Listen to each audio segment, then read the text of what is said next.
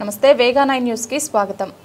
విజయనగరం జిల్లా పరిషత్ చైర్మన్ మజ్జి Srinivasarao YCP party కార్యాలయంలో మీడియాతో మాట్లాడుతూ గత 3 రోజుల తుఫాన్ కారణంగా ఎన్నో గ్రామాలు నీట మునిగి ఎంతో పంట నష్టం జరిగినా ప్రభుత్వం ఎటువంటి చర్యలు తీసుకోలేదని, తుఫాన్కి రైతులు బాగా నష్టపోయారని, రైతులకు ఈ మోంతా తుఫాన్ అతలాకుతలం చేసిందని, వారికి కూటమి ప్రభుత్వం ఆదుకోవాలని, మా ప్రభుత్వంలో 3 తుఫానులు వచ్చాయని, ఇంతగా రైతులకు నష్టం జరగలేదని, నష్టం జరిగినందుకు వాళ్ళకి నష్టపరిహారం మా ప్రభుత్వంలో బాగా ఇచ్చామని అన్నారు।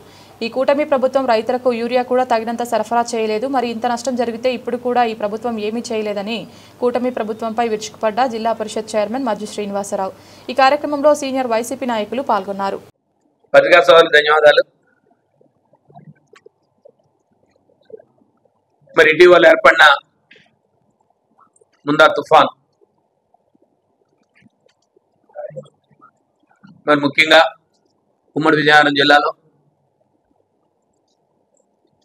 మరి తుఫాన్ తీవ్రత అత్యధికంగా ఉంటుందని మరి వాతావరణ శాఖ వారు తెలియజేసినప్పటికీ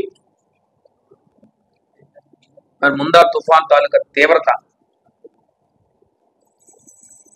డిసెంట్రలైజేషన్ అవ్వడం వలన కొంతమేర దాని ప్రభావం తగ్గడం వలన ముఖ్యంగా ఉత్తరాంధ్ర ప్రాంతంలో అధిక వర్షపాతం నమోదైనప్పటికీ గాలులు లేకపోవడం వలన కొంతమేర నష్టం వాటిల్లకపోవడం ఆ భగవంతుడు మరి మన యందు చల్లగా చూశారనే అనుకోవాలా। మరి అనేక సందర్భాల్లో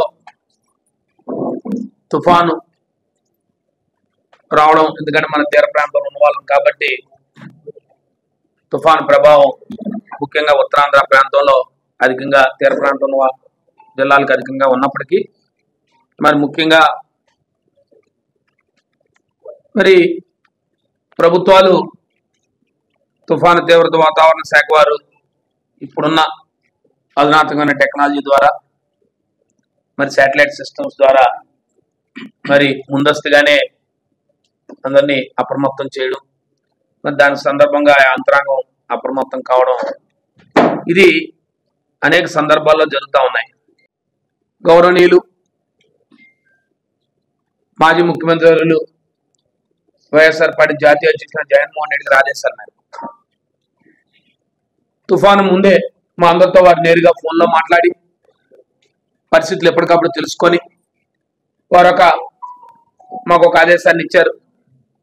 వైఎస్ఆర్ పార్టీ నాయకులు కానీ, కార్యకర్తలు కానీ, నియోజకవర్గ ఇన్ఛార్జీలు కానీ అందరూ కూడా అప్రమత్తంగా ప్రజలకు అందుబాటులో ఉండండి, ముఖ్యంగా తీర ప్రాంతాలన్నీ కూడా అప్రమత్తంగా ఉండండి, ముఖ్యంగా ఎక్కడైతే నదీ పరివాహక ప్రాంతాలు ఉంటాయో అక్కడ కూడా ప్రజలను అప్రమత్తం చేయండి, ఎక్కడ ప్రాణ నష్టం జరగకుండా మీరు కూడా ప్రభుత్వ అధికారులకి అక్కడ ఉన్న స్థానికంగా వారికి సహాయ చర్యల్లో పాల్గొనండి అని వారు మాకు ఆదేశాలు జారీ చేశారు। బాధ్యతగా ప్రతిపక్ష పార్టీగా మేము ఆ కార్యక్రమాల్లో అవకాశం ఉన్నంత మేరకు ఎక్కడో అవకాశం ఉన్నా దానికి ప్రజలను అప్రమత్తం చేస్తూ ఈ 4 రోజుల కాలంగా మేమందరం కూడా ప్రజలతో మమేకమై అటు అధికారులతో కానీ మేము ఒక అవకాశం దగ్గరల్లా ఆ కార్యక్రమాల్లో ఉన్నాం। నేను వ్యక్తిగతంగా సుమారుగా ముందొచ్చి ఒక 4 హెక్టార్లు అన్నారు, 10 హెక్టార్లు ఏంటయ్యా జిల్లా అంతా 10 హెక్టార్లు ఏంటి, ఎక్కడ చూసినా అరటి తోటలు పడిపోయి, బొప్పాయి పంట పడిపోయింది, కాయగూరలు పూర్తిగా సబ్బర్జ్ అయిపోయి, వెజిటబుల్స్ అన్ని కూడా అవన్నీ పాడయ్యి అంటే, లేదు సార్ ఇంకా వెళ్తున్నాం సార్ అంటే మనం ఒకలాగా మనం స్పందిస్తే వాళ్ళ స్పందన వచ్చి ఒకలా ఉంటుంది। అదే ఇంకా డీటెయిల్ ఎన్యూమినేషన్ ఎప్పుడు చేశారు, మీరు ఏ ప్రాంతంలో ఎన్యూమినేషన్ చేశారు, నాకు డేటా ఇవ్వండి అని అడిగితే లేదు సార్ ఇంకా జరుగుతూ ఉంది। నేను మీ ద్వారా జిల్లా అధికారులు తెలియజేస్తా ఉన్నాను, జరిగిన నష్టాన్ని ప్రభుత్వానికి పూర్తి స్థాయిలో నివేదిక ఇవ్వండి, క్షేత్రస్థాయికి అధికారులు పంపించండి। ఎందుకంటే ఇవాళ సచివాలయ వ్యవస్థ ద్వారా ప్రతి సచివ ఆర్బీకేకి రైతు, మీరు చెప్పే రైతు సేవా కేంద్రంలో ప్రతి అగ్రికల్చర్ ఎస్టేట్ ఉన్నారు, ఎందుకు మీరు ఈ నివేదికలు ఇస్తున్నారు కూడా నేను తర్వాత చెప్తాను। మీరు పూర్తి స్థాయిలో నివేదికలు తెప్పించుకొని క్షేత్రస్థాయిలో జరుగుతున్న మీకున్న వ్యవస్థ ద్వారా పూర్తి స్థాయిలో ప్రభుత్వకు నివేదికలు ఇవ్వండి। ముఖ్యంగా విజయనగరం జిల్లాలో, ఉమ్మడి విజయనగరం జిల్లాలో రైతులు కంట కన్నీరు నింపుతారు। కారణం ఓ పక్క మొక్కజొన్న, ఇవాళ మొక్కజొన్న పంట చూస్తా ఉంటే రైతులు మీరు నేను పంట క్షేత్రాలకు వెళ్ళండి అనే పరిస్థితులు ఎక్కడ కనపడలేదు. మరి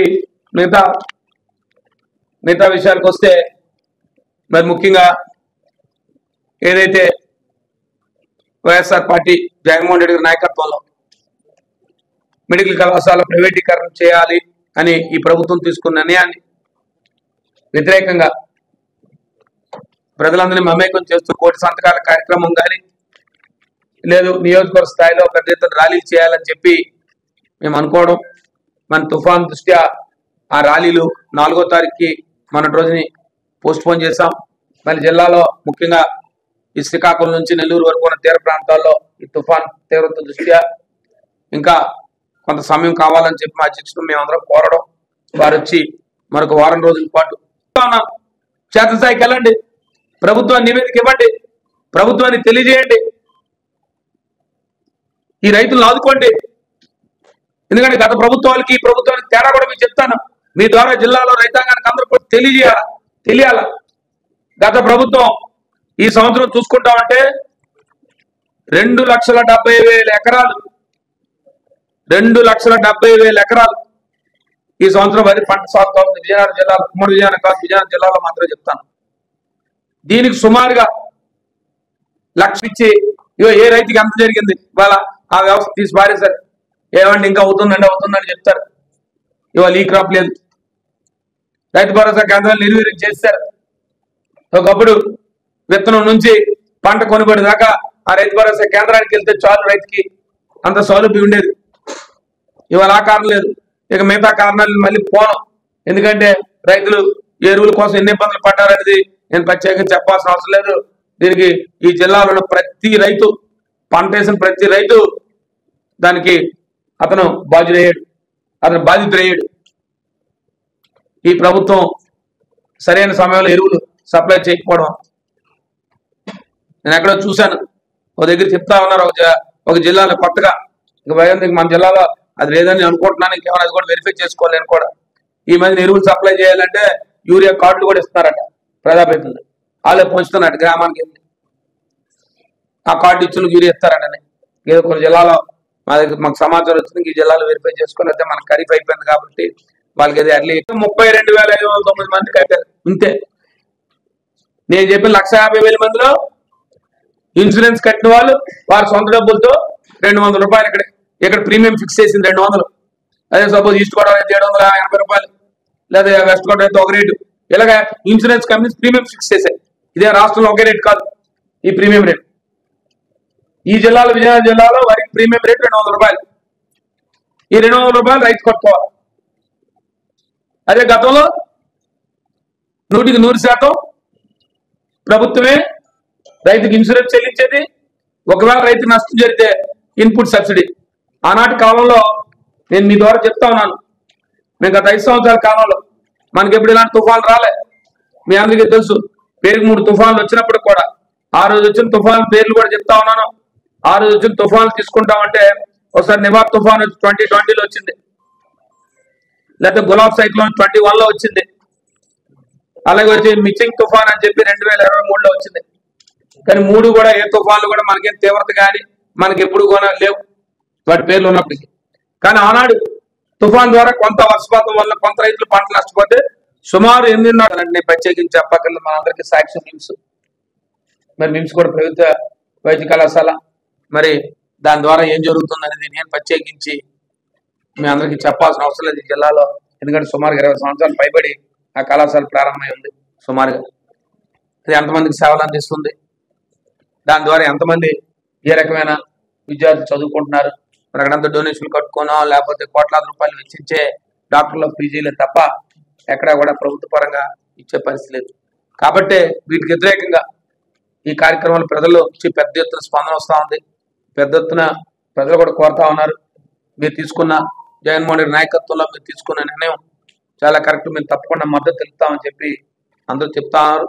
కాబట్టి దాన్ని ఆ కార్యక్రమాన్ని కొనసాగిస్తూనే ఏదైతే నియోజకవర్గ స్థాయిలో మేము పెట్టిన ర్యాలీ కార్యక్రమాన్ని రేపు 11వ తారీఖుని మరి చేయాలని చెప్పి మా అధ్యక్షుడు వారు ఆదేశాలు ఇవ్వడం, దాని తదనుగుణంగా మీ ద్వారా మరి నియోజకవర్గాల ఇన్ఛార్జీలందరికీ కూడా రేపు 11వ తారీఖున ఆ కార్యక్రమాన్ని పెద్ద ఎత్తున మరి ప్రజలు కానీ ప్రజల్ని లేదు ఎవరైతే మద్దతు ఇస్తున్న రాజకీయ పార్టీలు కానీ లేదా అనేక మంది సంఘాలను కానీ ప్రజా సంఘాలని కలుపుకొని దీనిలో మద్దతు ఇస్తున్న ప్రతి ఒక్కరిని కలుపుకెళ్లాలని చెప్పి మీ అందరినీ కోరుకుంటూ ఆ కార్యక్రమం కూడా రేపు 11వ తారీఖు చేయాలని చెప్పి నవంబర్ 11